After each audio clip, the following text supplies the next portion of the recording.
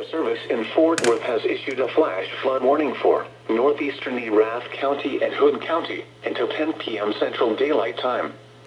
At 6:52 p.m. Central Daylight Time, Doppler radar and automated rain gauges indicated thunderstorms producing heavy rain across the warned area. Between 1 and 3 inches of rain have fallen. The expected rainfall rate is 1 to 1.5 inches per hour. Additional rainfall amounts of 2 to 3 inches are possible. Flash flooding is ongoing or expected to begin shortly. Hazard: flash flooding caused by thunderstorms. Source: radar and automated gauges.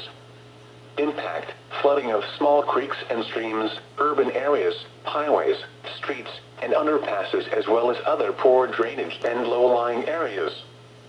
Some locations that will experience flash flooding include Stephenville, Granbury, Pecan Plantation, Lipan, Bluffdale, Oak Trail Shores, Squaw Creek Reservoir, Morgan Mill, Decordova, Crescent, Toller, Stockton Bend, Wapples, Mambrino, Paluxy, Lake Granbury, Petillo, and Acton.